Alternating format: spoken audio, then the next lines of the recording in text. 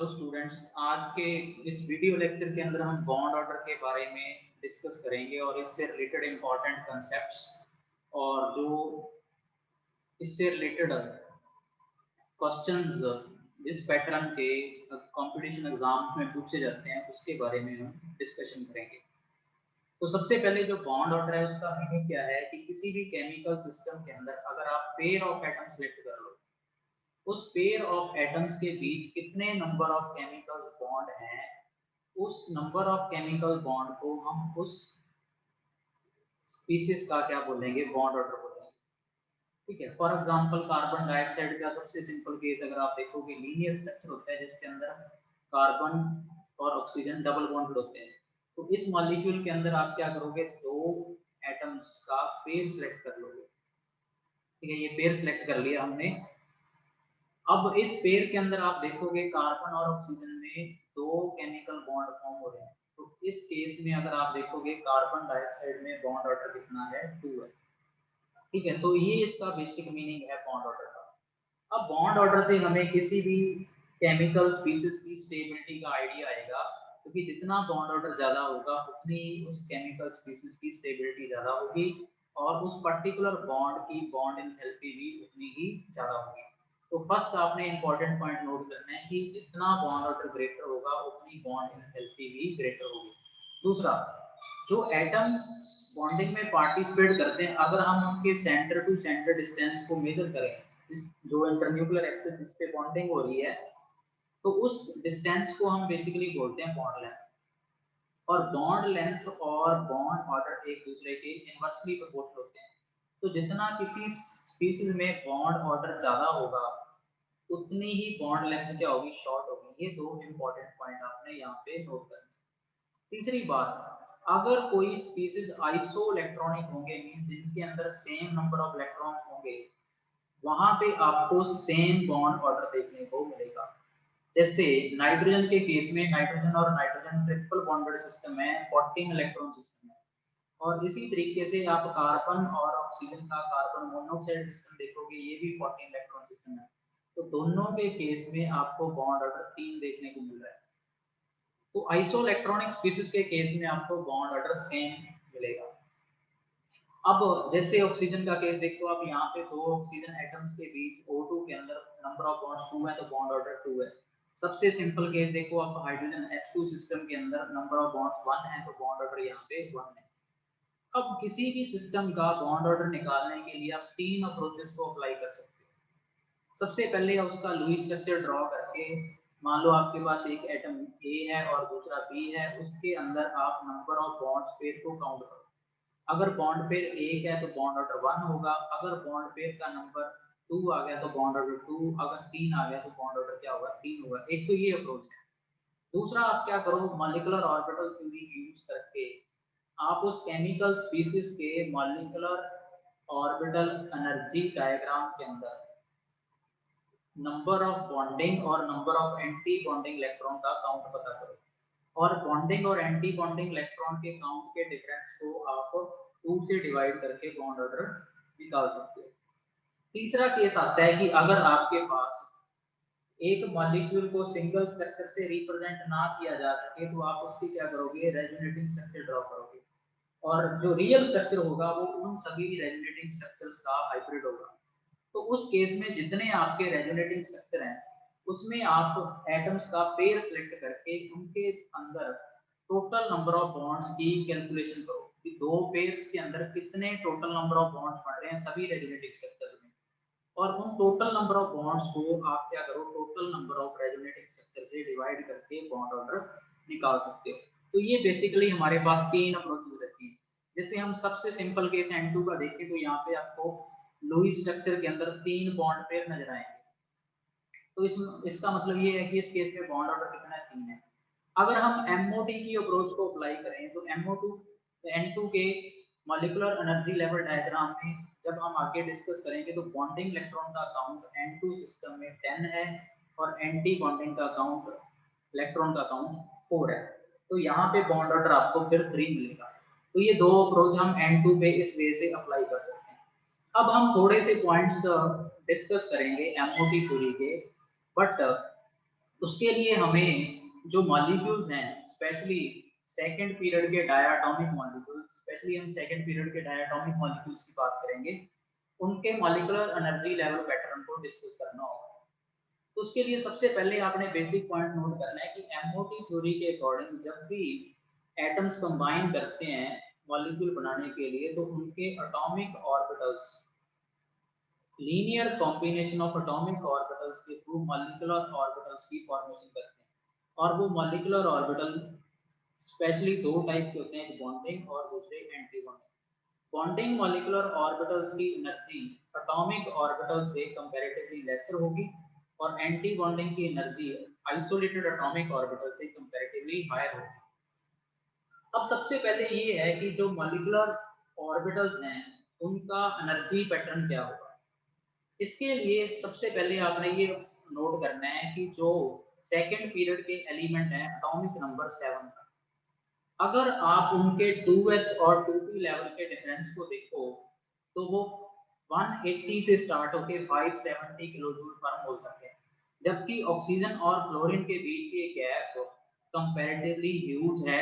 और ऑक्सीजन के केस में पर्टिकुलरली आप देखोगे तो 2s और 2p ऑर्बिटल के इलेक्ट्रॉन के बीच एनर्जी का गैप 1430 है, जबकि फ्लोरीन के केस में ये 1970 किलो जूल पर मोल तक है।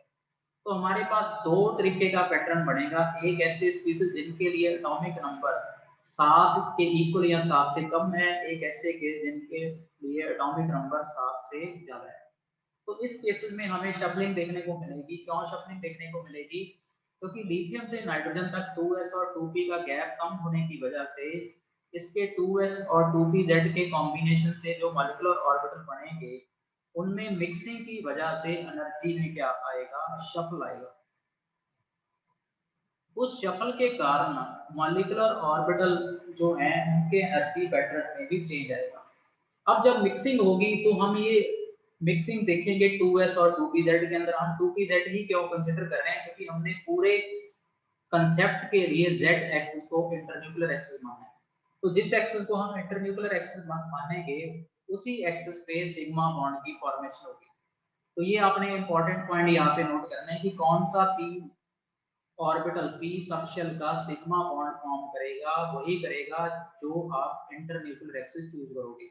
तो हम पर्टिकुलरली इस केस में क्या कर रहे हैं, z एक्सिस को इंटरन्यूक्लियर एक्सिस चूज कर रहे हैं।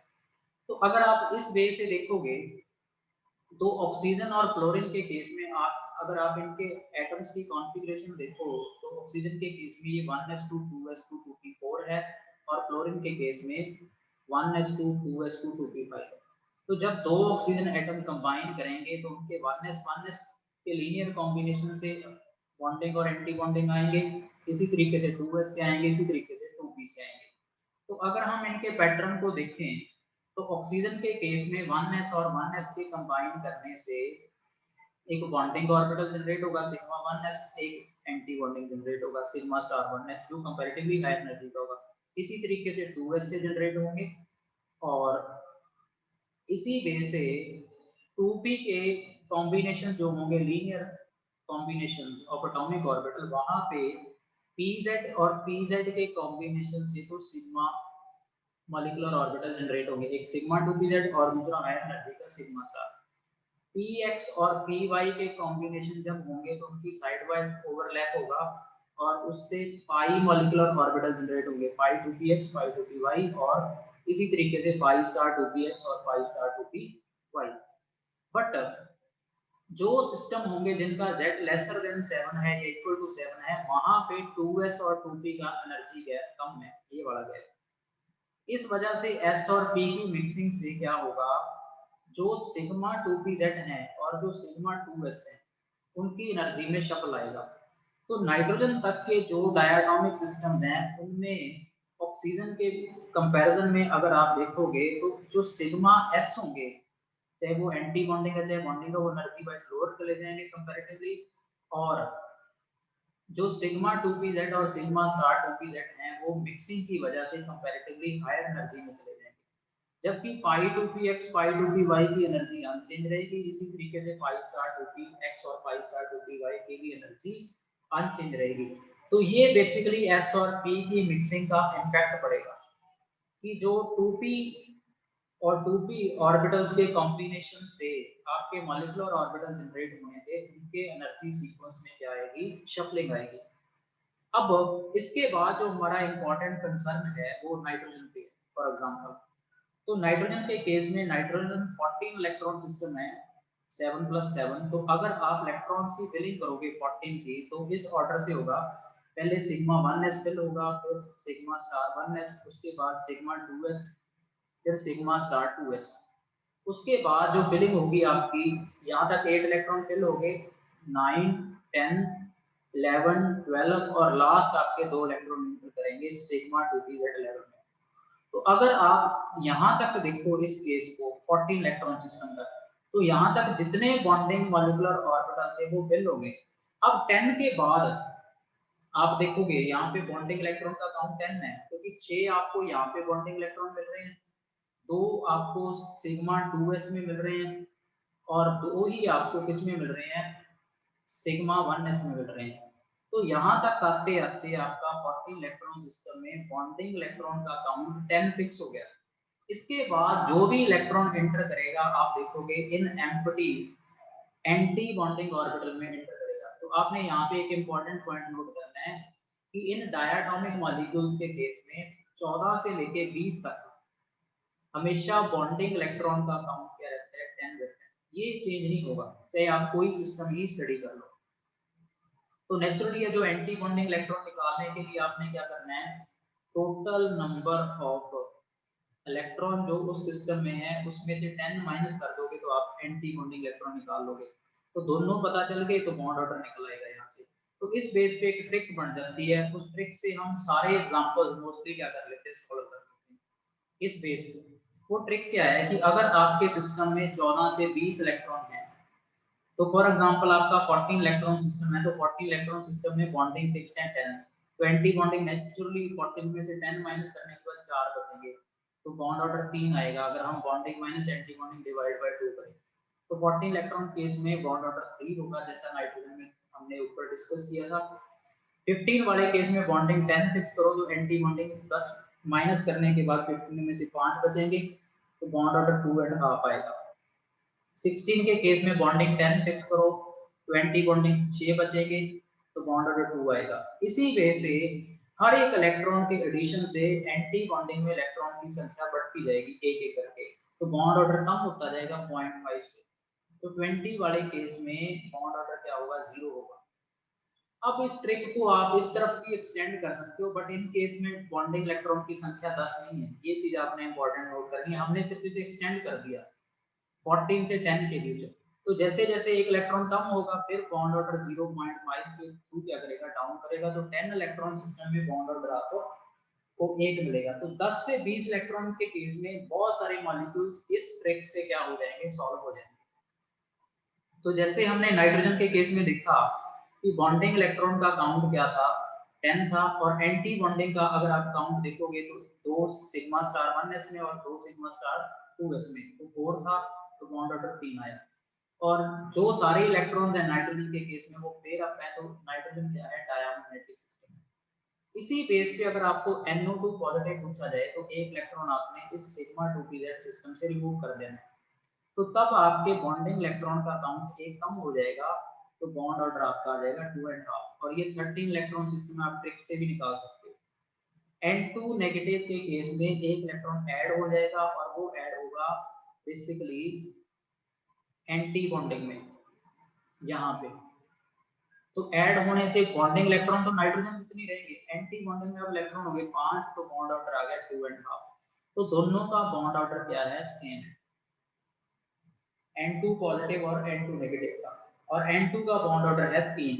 तो अगर आप इनको स्टेबिलिटी वाइज रखोगे, ठीक है, स्टेबिलिटी वाइज रखोगे तो स्टेबिलिटी वाइज N2 सबसे स्टेबल होगा क्योंकि इसमें बॉन्ड ऑर्डर कितना है, 3 है, ठीक है। बट अगर आप इन दोनों के केस में देखोगे तो जो बॉन्ड ऑर्डर है वो बिल्कुल सेम आ रहा है, 2.5 एंड 2.5, ठीक है।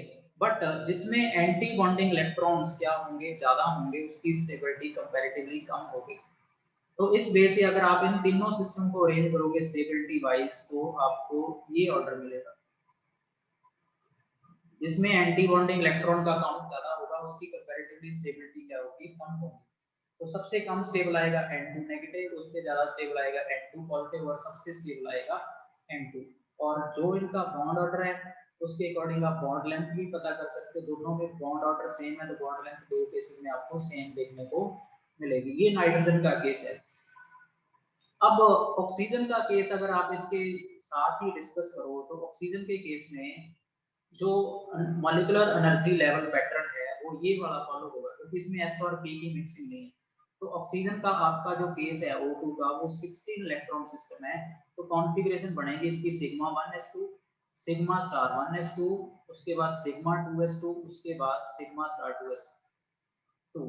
यहाँ तक 8 इलेक्ट्रॉन इसमें फिल हो गए। अब बचे हैं 8 इलेक्ट्रॉन। तो उन 8 में से पहले 2 इलेक्ट्रॉन जाएंगे सिग्मा 2p में, फिर अगले 4 इलेक्ट्रॉन जाएंगे phi 2px phi 2py में। अब बच के आपके पास 2 इलेक्ट्रॉन और वो दोनों इलेक्ट्रॉन अनपेयर्ड फॉर्म के अंदर प्रेजेंट हो गए किसमें, pi स्टार 2px और pi स्टार 2py में। तो यहाँ पे आपने ऑक्सीजन में इंपॉर्टेंट पॉइंट नोट करना है कि pi स्टार 2px और pi star 2py unpaired electron को कंटेन कर रहे हैं। तो ऑक्सीजन के केस में 2 अनपेयर्ड इलेक्ट्रॉन होंगे और इन 2 अनपेयर्ड इलेक्ट्रॉन की वजह से ऑक्सीजन क्या होगा, पैरामैग्नेटिक होगा। और O2 के केस में अगर आप बॉन्डिंग इलेक्ट्रॉन काउंट देखोगे तो 10 ही होगा, जबकि anti bonding 2 1s sigma star 1s में है, 2 सिग्मा स्टार 2s में और 2 यहाँ पे आपको टोटल 6 मिलेंगे। तो बॉन्ड ऑर्डर यहाँ पे 2 मिलेगा। अब जो O2 पॉजिटिव होगा, O2 पॉजिटिव में एक इलेक्ट्रॉन इस एंटी बॉन्डिंग से रिमूव हो जाएगा। तो रिमूव होते ही आपको बॉन्ड ऑर्डर मिलेगा 2.5। और जो ये स्पीशीज होगा इसमें एक अनपेयर्ड इलेक्ट्रॉन है तो ये पैरामैग्नेटिक होगा। जबकि O2 नेगेटिव जिसको हम बोलते हैं सुपर ऑक्साइड आयन, इस केस में एक इलेक्ट्रॉन इस एंटी बॉन्डिंग लेवल में ऐड हो जाएगा। अब इस केस में एंटी बॉन्डिंग के इलेक्ट्रॉन की संख्या 7 हो जाएगी तो बॉन्ड ऑर्डर 1.5 मिलेगा। इसमें भी एक अनपेयर्ड इलेक्ट्रॉन अभी भी इस pi स्टार 2px में है तो ये पैरामैग्नेटिक होगा। और O2 नेगेटिव जो पर ऑक्साइड है इसको आप ट्रिक से भी निकाल सकते हैं इन सभी को।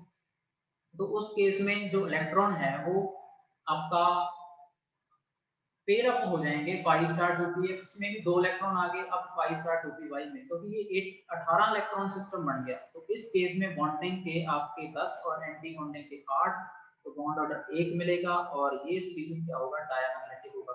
तो नोट करना है ऑक्सीजन के जो मॉलिक्यूलर स्पीशीज में एक स्पीशीज ऐसा है जिसको हम परऑक्साइड बोलते हैं, जो क्या है, डायमैग्नेटिक है। बाकी ऑक्सीजन के तीनों केस क्या होते हैं, पैरामैग्नेटिक होते हैं।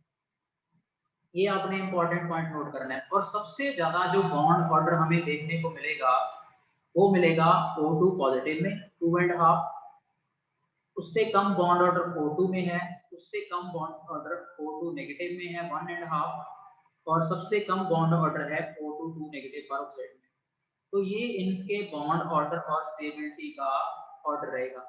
और अगर आप इस ऑर्डर का रिवर्स कर दोगे तो वो आपका बन जाएगा बॉन्ड लेंथ का ऑर्डर। तो ये तो आ गया बॉन्ड ऑर्डर का केस। और अगर आप इसका रिवर्स कर दोगे तो ये बन जाएगा आपका बॉन्ड लेंथ का केस, क्योंकि बॉन्ड ऑर्डर और बॉन्ड लेंथ क्या होते हैं, इनवर्सली प्रोपोर्शनल होते हैं। तो ये बड़ा आपका ऑर्डर बन जाएगा बॉन्ड लेंथ का। तो ये दो इंपॉर्टेंट केस आपने यहाँ पे डिस्कस करने हैं। और एक बात और आपने यहाँ पे इंपॉर्टेंट नोट करनी है कि MOT थ्योरी ही फर्स्ट थ्योरी था जिसने ऑक्सीजन के पैरामैग्नेटिक कैरेक्टर को एक्सप्लेन किया था। अब अगर हम सेकंड पीरियड के कुछ एलिमेंट्स को देखें तो सेकंड पीरियड के जो एलिमेंट्स हैं उन एलिमेंट्स के जो डायटोमिक मॉलिक्यूल्स हैं हाइड्रोजन से लेके नियॉन तक, तो उनके केस में अगर आप इन मॉलिक्यूलर ऑर्बिटल डायग्राम्स को यूज करके और कॉन्फ़िगरेशन लिखने के बाद बॉन्ड ऑर्डर देखोगे तो H2 के केस में बॉन्ड ऑर्डर 1 मिलेगा। हीलियम He2 की फॉर्म में एग्जिस्ट नहीं करता क्योंकि यहाँ पे 2 इलेक्ट्रॉन सिग्मा 1s में और 2 ही इलेक्ट्रॉन सिग्मा स्टार 1s2 में फिल होंगे। तो टोटल बॉन्डिंग और एंटी बॉन्डिंग का नंबर यहाँ पे इक्वल होने की वजह से ये सिस्टम अनस्टेबल होगा, बॉन्ड ऑर्डर क्या होगा, 0 होगा। लिथियम के केस में बॉन्ड ऑर्डर आपको 1 मिलेगा, बेरिलियम के केस में 0, P2 के केस में 1, C2 के केस में 2, नाइट्रोजन के केस में 3, ऑक्सीजन अभी हमने देखा 2, फ्लोरीन के केस में 1 और नियॉन के केस में 0 मिलेगा, क्योंकि यहाँ पे भी बॉन्डिंग और एंटी बॉन्डिंग का नंबर इक्वल होगा 10-10, जो हमने ट्रिक से भी देखा था। और आपने एक और बात नोट करनी है, न्यूट्रल फॉर्म में सिर्फ 2 ही स्पीशीज इसमें ऐसे हैं, एक बोरोन और एक नाइट्रोजन, सॉरी ऑक्सीजन, जो क्या होते हैं पैरामैग्नेटिक होते हैं। इसके अलावा सभी स्पीशीज न्यूट्रल स्टेट में क्या है, डायमैग्नेटिक है। और ऑक्सीजन का स्पेशली हमने देखा था, ऑक्सीजन का एक ही स्पीशीज है, दैट इज परऑक्साइड, जो क्या होता है डायमैग्नेटिक होता है। और एमओटी फर्स्ट थ्योरी है जिसने ये प्रूव किया कि ऑक्सीजन पैरामैग्नेटिक नेचर का है। इसके बाद एक और इंपॉर्टेंट क्वेश्चन आता है C2 से रिलेटेड। C2 12 इलेक्ट्रॉन सिस्टम है और इसमें बॉन्ड ऑर्डर 2 होता है, जो हमने ट्रिक से देखा था, ठीक है। और इसमें सबसे इंपॉर्टेंट बात ये है कि C2 केस में जो बॉन्ड ऑर्डर आपका 2 आ रहा है, ये दोनों के दोनों पाई बॉन्ड है, सिग्मा बॉन्ड का काउंट यहाँ पे 0 है। ये सबसे इंपॉर्टेंट चीज है, आपको क्वेश्चन पूछा जा सकता है कि C2 के अंदर कितने सिग्मा और कितने पाई बॉन्ड है, यहाँ पे कोई भी सिग्मा बॉन्ड नहीं है। इसका कारण देखो क्या है, जो C2 है वो फॉलो करेगा ये वाला मॉलिक्यूलर ऑर्बिटल डायग्राम, इस तरफ वाला जो हमने नाइट्रोजन पे अप्लाई किया था। और उस केस में C2 के केस में आपके टोटल इलेक्ट्रॉन काउंट है 6 + 6 12, तो 12 इलेक्ट्रॉन फिल होंगे, पहला जाएगा सिग्मा 1 इसमें, दूसरा जाएगा सिग्मा स्टार में, फिर 2 जाएंगे सिग्मा 2 इसमें, फिर 2 सिग्मा स्टार, यहाँ तक 8 फिल हो गए। तो अगले 4 इलेक्ट्रॉन यहाँ तक आके फिल हो जाएंगे, पाई 2px पाई 2py, ये वाला लेवल अब आपका खाली होगा। तो अगर आप आउटर कॉन्फ़िगरेशन में देखोगे तो पाई लेवल में इलेक्ट्रॉन की संख्या 4 है और पाई के एंटी बॉन्डिंग में इलेक्ट्रॉन की संख्या 0 है। तो पाई का जो बॉन्ड ऑर्डर होगा वो होगा 4/2, 4/2 = 2। तो दोनों के दोनों बॉन्ड हैं जो C2 में वो पाई हैं, सिग्मा फिल ही नहीं हुआ, तो सिग्मा का जो नंबर होगा वो होगा 0। तो आपने कॉन्फ़िगरेशन से देखना है C2 की सिस्टम की। तो C2 सिस्टम की अगर आप यहाँ से इलेक्ट्रॉनिक कॉन्फ़िगरेशन देखोगे तो उस कॉन्फ़िगरेशन के अंदर आपको 2 पाई बॉन्ड ही मिलेंगे, सिग्मा नहीं मिलेगा, क्योंकि आउटर कॉन्फ़िगरेशन अगर आप देखोगे तो उसमें पाई मॉलिक्यूलर ऑर्बिटल ही फिल है, सिग्मा बड़ा ऑर्बिटल फिल नहीं है।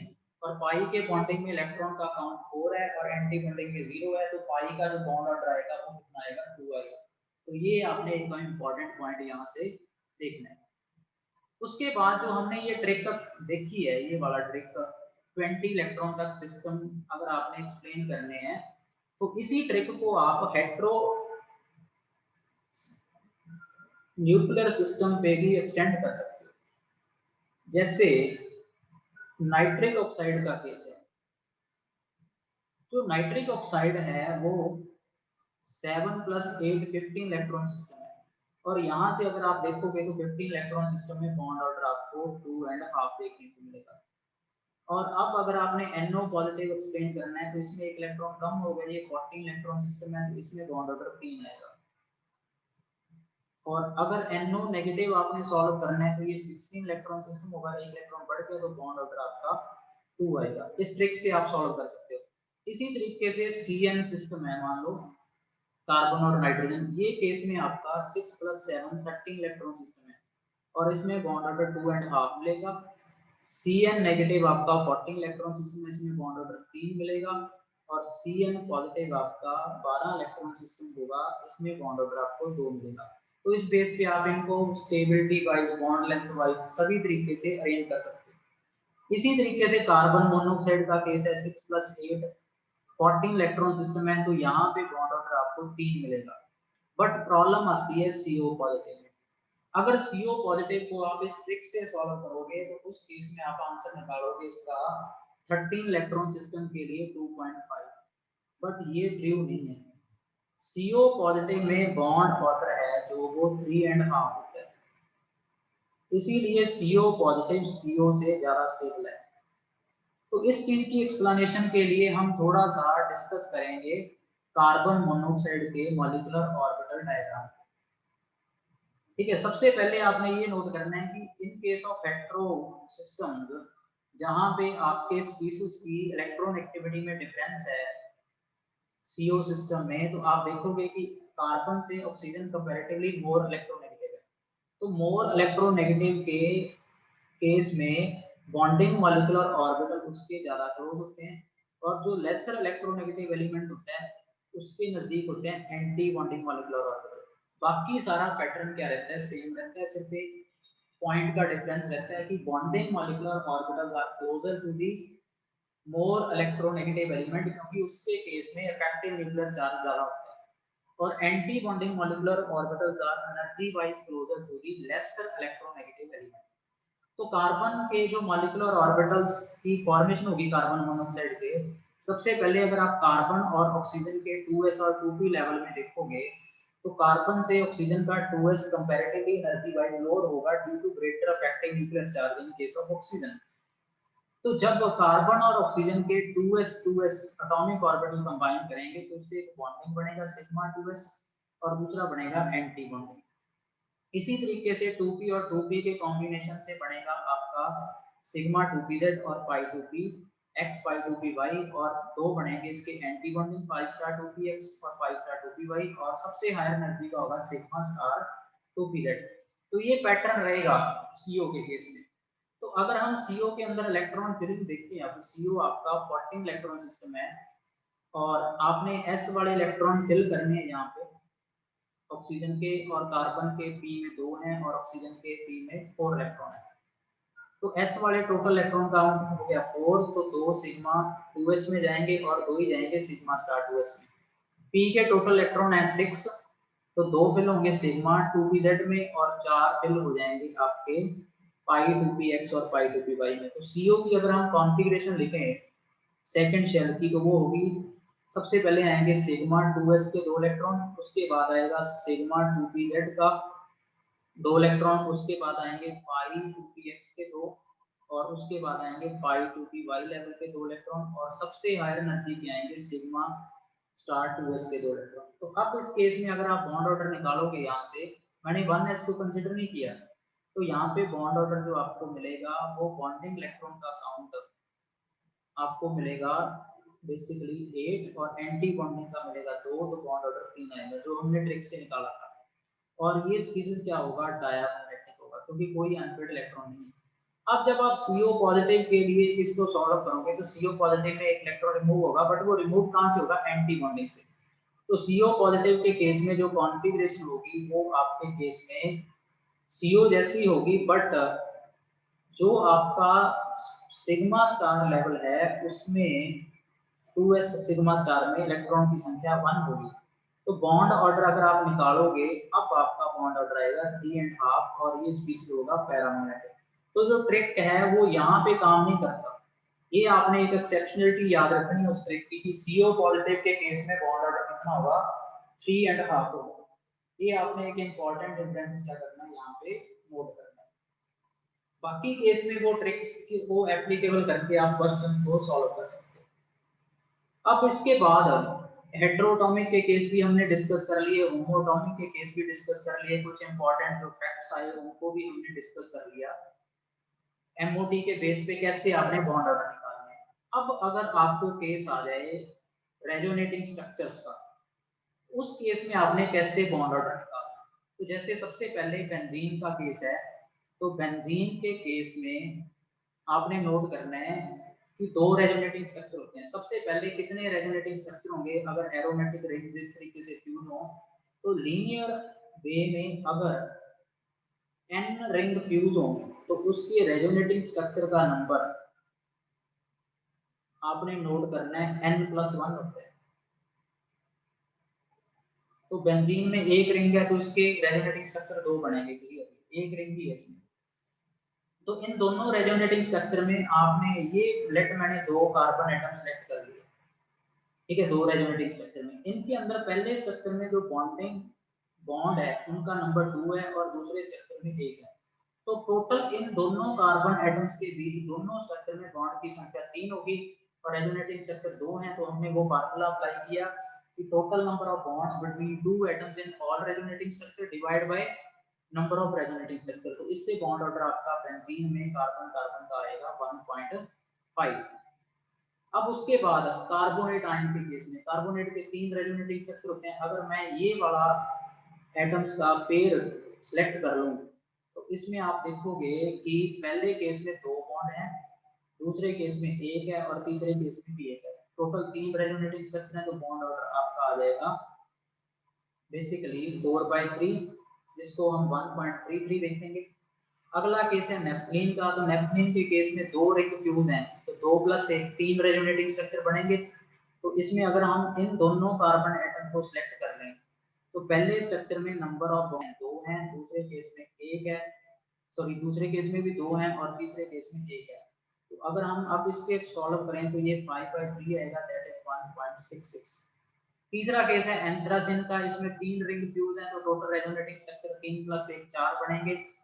तो अगर हम इन 2 कार्बन एटम को अब सिलेक्ट कर लें, तो इन 2 कार्बन एटम्स के केस में अगर आप टोटल नंबर ऑफ बॉन्ड देखोगे, तो पहले केस में 2 हैं, दूसरे केस में भी 2 हैं, तीसरे केस में 1 और चौथे केस में 2। हम डिवाइड कर देंगे 4 से, टोटल बन गया आपका 7/4 विच इज 1.75।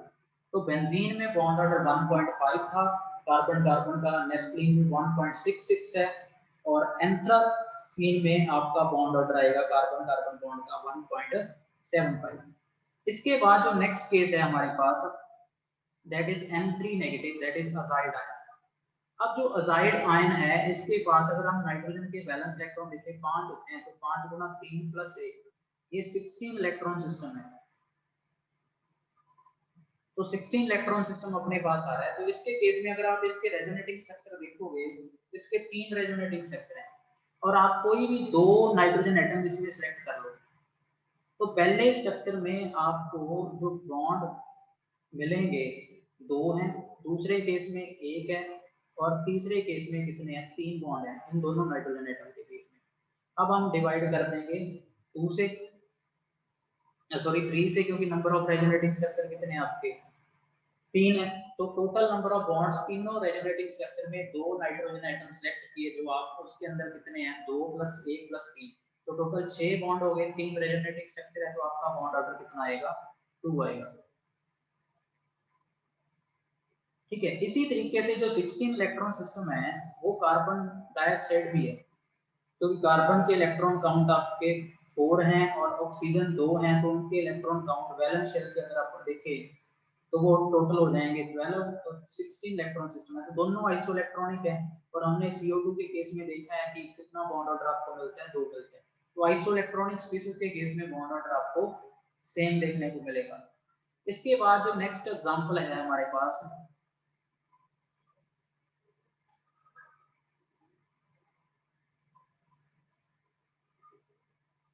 ठीक है, वो है ओजोन का O3। O3 है जो वो 6 × 3 18 इलेक्ट्रॉन सिस्टम है, अगर हम वैलेंस इलेक्ट्रॉन की काउंट करें। और ऑक्सीजन एक बेंट O3 एक बेंट मॉलिक्यूल है जिसके 2 रेजोनेटिंग स्ट्रक्चर हैं।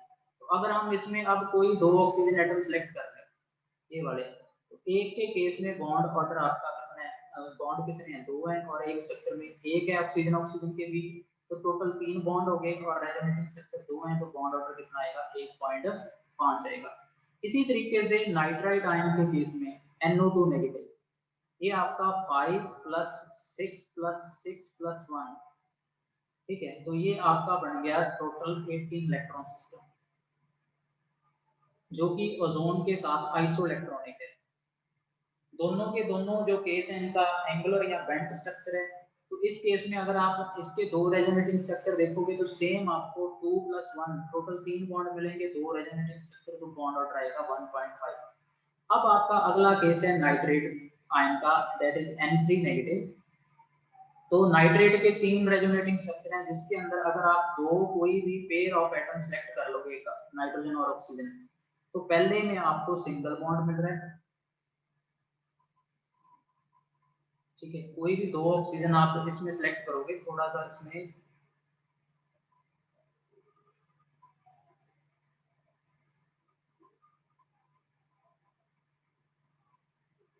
स्ट्रक्चर के सीक्वेंस में थोड़ा सा डिफरेंस है कि लेट हमारा ये फर्स्ट ऑक्सीजन है, ठीक है, नाइट्रोजन और ऑक्सीजन में जो फर्स्ट ऑक्सीजन है यहाँ पे आपको डबल बॉन्ड मिल रहा है, ठीक है।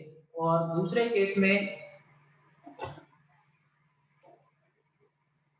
जो स्ट्रक्चर होगा, इससे जो रेजोनेटिंग स्ट्रक्चर बनेगा, इसी स्ट्रक्चर से वो मैं यहाँ पे अगर ड्रॉ करूँ तो वो रेजोनेटिंग स्ट्रक्चर होगा।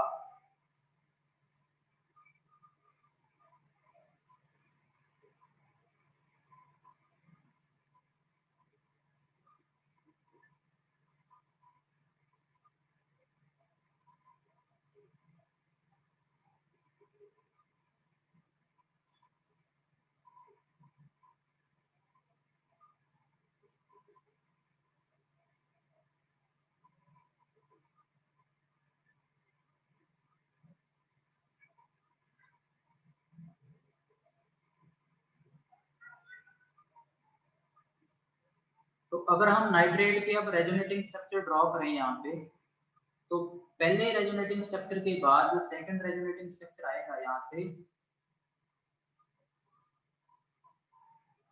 उस रेजोनेटिंग स्ट्रक्चर में ये होगा, ये ऑक्सीजन अब नेगेटिवली चार्ज होगा और यहाँ पे कोऑर्डिनेटेड बॉन्डेड ऑक्सीजन होगा, और ये ऑक्सीजन अब क्या होगा, डबल बॉन्डेड होगा। और कोऑर्डिनेटेड ऑक्सीजन के पास 6 इलेक्ट्रॉन होंगे और नेगेटिवली चार्ज ऑक्सीजन के पास भी 6 इलेक्ट्रॉन होंगे। ये सेकंड रेजोनेटिंग स्ट्रक्चर है। और जो अब तीसरा रेजोनेटिंग स्ट्रक्चर बनेगा, ठीक है, तीसरा जो रेजोनेटिंग स्ट्रक्चर बनेगा, उस रेजोनेटिंग स्ट्रक्चर में क्या होगा,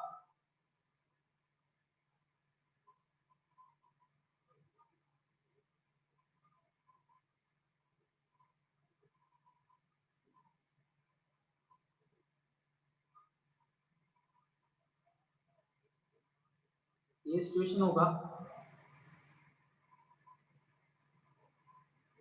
तो अब अगर आप दो पेयर ऑफ एटम सेलेक्ट करोगे, नाइट्रोजन और ऑक्सीजन, तो इस केस में आपको पहले स्ट्रक्चर में 2 बॉन्ड मिल रहे हैं, दूसरे में एक, और तीसरे में भी आपको क्या मिलेगा, एक मिलेगा। ठीक है, तो इस केस में आपके पास टोटल नंबर ऑफ बॉन्ड्स आ जाएंगे 2 + 1 + 1, दैट इज 4 डिवाइड बाय 3, तो आपका बॉन्ड ऑर्डर होगा इस केस में 1.33। तो इस केस में जो आपका बॉन्ड ऑर्डर आया वो आया 1.33। तीन रेजोनेटिंग स्ट्रक्चर में दो पेयर ऑफ एटम्स के बीच जो टोटल बॉन्ड थे वो 4 थे, और total number of resonating structure 3 था, तो बॉन्ड ऑर्डर आया 1.33। अब इसके बाद जो नेक्स्ट केस है वो कार्बन डाइऑक्साइड का हम डिस्कस कर चुके हैं, इसमें बॉन्ड ऑर्डर 2 है। अब अगर हम कुछ इंपॉर्टेंट क्वेश्चंस देखें तो उसमें से सबसे पहले ऑक्सीजन का केस है। ये बहुत इंपॉर्टेंट क्वेश्चन है, काफी बार एग्जाम्स में पूछा गया है कि बॉन्ड ऑर्डर बॉन्ड लेंथ का और क्या इसमें अरेंज होगा, ऑर्डर क्या होगा अरेंजमेंट का। तो O2 पॉजिटिव के केस में बॉन्ड ऑर्डर हमने 2.5 देखा, O2 के केस में 2 है, और O2 नेगेटिव सुपर ऑक्साइड में 1.5 है और पर ऑक्साइड में 1 है। तो बॉन्ड ऑर्डर का ये ऑर्डर होगा, और इसके रेसिप्रोकल या रिवर्स अगर आप करोगे तो वो बॉन्ड लेंथ का ऑर्डर बनेगा। ये मैंने पहले भी डिस्कस कर दिया था। तो ये रहेगा इनकी bond length order, bond order और बॉन्ड लेंथ। अब दूसरा केस भी इसी तरीके का, इसमें आपको थोड़ा सा बदलिंग किया हुआ है कि O2 दिया है और ये वाला स्पीशीज है O2 पॉजिटिव ऑक्सीजन का, और ये वाला है O2 नेगेटिव। तो पहले केस में आपको O2 दिया है, दूसरे में O2 पॉजिटिव, तीसरे में O2 नेगेटिव। तो अब इनको आप उसी वे से अरेंज कर लोगे जैसा हमने लास्ट एग्जांपल में डिस्कस किया। अब ये वाला केस है आपके पास N2 positive, N2 negative, N2 negative. तो इस केस में जो बॉन्ड ऑर्डर था आपका 3 था, इन दोनों केस में 2.5 है, और ये वाला सिस्टम आपका होगा 16 इलेक्ट्रॉन सिस्टम, जिसमें बॉन्ड ऑर्डर कितना होगा, 2 होगा। तो बॉन्ड ऑर्डर वाइज अगर आप देखोगे तो सबसे कम बॉन्ड ऑर्डर N2 2 नेगेटिव में है, उससे ज्यादा N2 पॉजिटिव में है, और N2 पॉजिटिव और N2 नेगेटिव का बॉन्ड ऑर्डर सेम है, और सबसे ज्यादा बॉन्ड ऑर्डर मिलेगा आपको N2 में। अब अगला अगर आप क्वेश्चन देखोगे तो उसमें आपको दिया गया है कि किन स्पीशीज में आइडेंटिकल बॉन्ड ऑर्डर है। तो Cn नेगेटिव आपका 14 इलेक्ट्रॉन के सिस्टम है, तो इसमें बॉन्ड ऑर्डर कितना होगा, 14 इलेक्ट्रॉन सिस्टम के केस में बॉन्ड ऑर्डर होगा आपका 3, और NO पॉजिटिव भी आपका 14 इलेक्ट्रॉन सिस्टम है, तो इसमें बॉन्ड ऑर्डर 3 होगा। O2 नेगेटिव अभी हमने डिस्कस किया 1.5 है, और O2 नेगेटिव में 1 है। तो ये दोनों स्पीशीज हैं जिनमें बॉन्ड ऑर्डर सेम है। अब इसके बाद ये सिस्टम भी हमने देखा है, बॉन्ड ऑर्डर 3 है, इसमें 2.5 है। F2 पॉजिटिव, ये आपका 9 + 9 18 - 1 ये 17 इलेक्ट्रॉन सिस्टम है। तो 17 इलेक्ट्रॉन सिस्टम में बॉन्ड ऑर्डर जो होगा वो बेसिकली आपका होगा 1.5। और O2 नेगेटिव जो है ये भी आपका 17 इलेक्ट्रॉन सिस्टम है, इसमें बॉन्ड ऑर्डर 1.5 होगा। तो ये दोनों स्पीशीज ऐसे हैं जिनका बॉन्ड ऑर्डर आइडेंटिकल है। अब जो अगला केस है, इस केस में आपको बॉन्ड लेंथ का ऑर्डर पूछा गया है। ठीक है, तो बॉन्ड लेंथ का केस आप कैसे डिस्कस करोगे? बॉन्ड ऑर्डर से डिस्कस करोगे। ठीक है, बॉन्ड ऑर्डर से डिस्कस करोगे। ठीक है, तो NO2 पॉजिटिव के केस में, N2 पॉजिटिव के केस में जो बॉन्ड ऑर्डर है वो हमने लास्ट एग्जांपल्स में कैलकुलेट किया था। तो NO2 पॉजिटिव में जो बॉन्ड ऑर्डर है जो हमने यहाँ पे डिस्कस किया था, NO2 नेगेटिव का केस, सॉरी, तो वहां पे हमें बॉन्ड ऑर्डर मिला था 1.5 और NO3 नेगेटिव के केस में बॉन्ड ऑर्डर मिला था 1.33। ये दो केस हमारे सॉल्व हो चुके थे। ठीक है, अब जो एक केस है हमारे पास,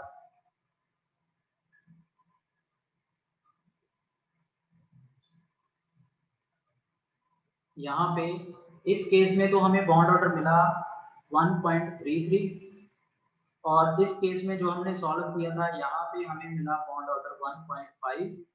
अब हमारे पास एक केस बचता है जो कि है NO2 पॉजिटिव का।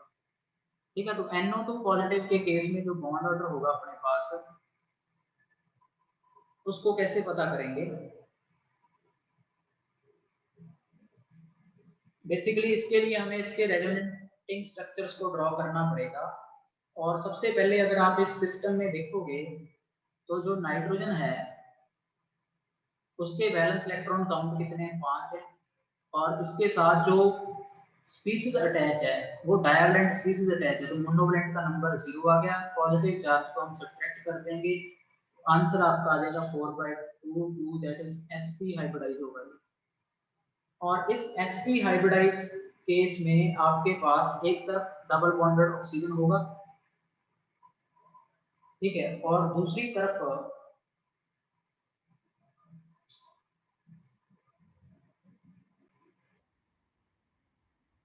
तो ये sp हाइब्रिडाइज सिस्टम है, तो इसमें एक तरफ नाइट्रोजन और ऑक्सीजन का डबल बॉन्ड होगा और अब इस तरफ भी नाइट्रोजन और ऑक्सीजन में डबल बॉन्ड होगा, क्योंकि टोटल नाइट्रोजन के पास 5 वैलेंस इलेक्ट्रॉन और एक यूनिट पॉजिटिव चार्ज है, तो नाइट्रोजन के पास टोटल 4 इलेक्ट्रॉन बचेंगे और इस तरीके की ये लीनियर ज्योमेट्री के अंदर होगा, क्योंकि ये स्पीशीज बिल्कुल आइसो इलेक्ट्रॉनिक है किसके साथ? CO2 के साथ।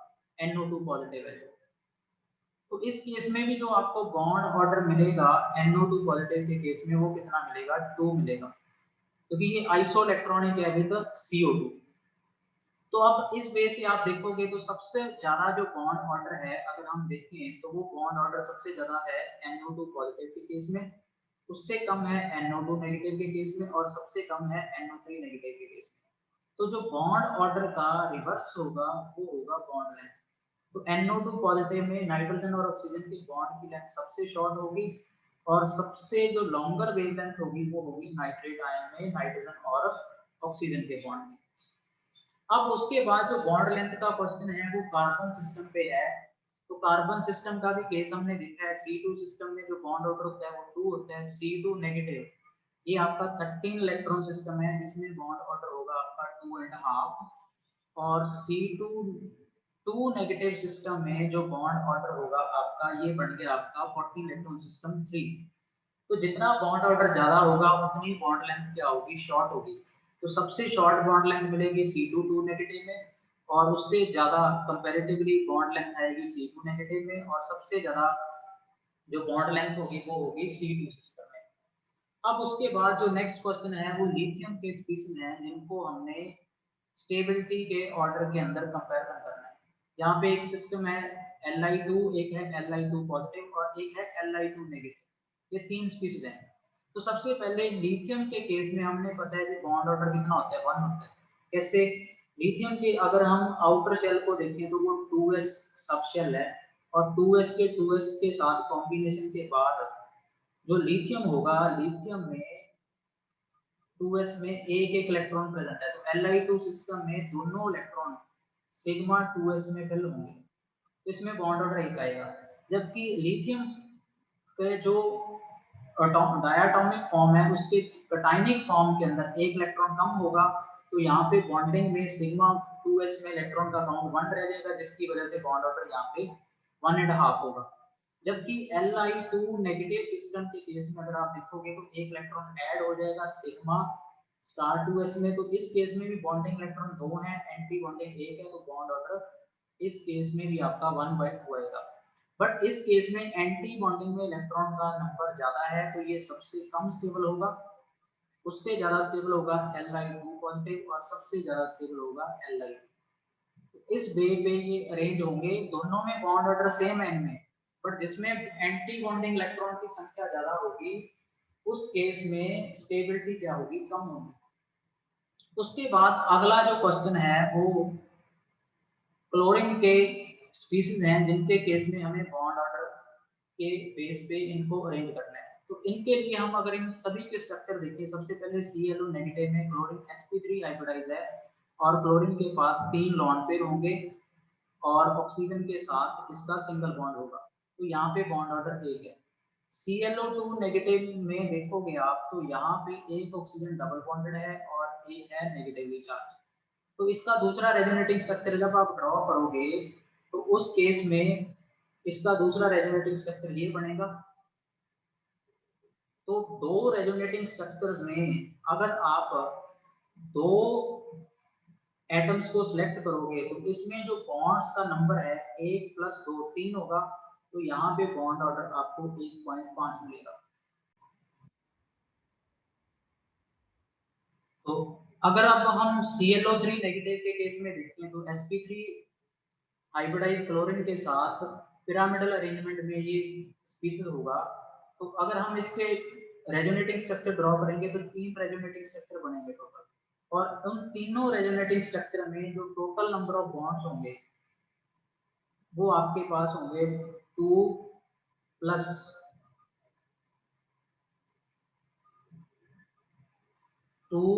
1 डिवाइड बाय 3 रेजोनेटिंग स्ट्रक्चर, तो ये 5/3 आपका आएगा 1.67। अब इसके बाद अगर हम ClO4 नेगेटिव का केस देखें तो उसके केस में क्लोरीन के अराउंड टेट्राहेड्रल मैनर में ऑक्सीजन एटम्स अटैच होंगे, तो इसके 4 रेजोनेटिंग स्ट्रक्चर बनेंगे और उन 4 रेजोनेटिंग स्ट्रक्चर में अगर हम total number of bonds count करेंगे तो वो टोटल नंबर ऑफ बॉन्ड्स बनेंगे 2 + 2 + 2 + 1 divide by 4, that is basically 7/4 which is 1.75।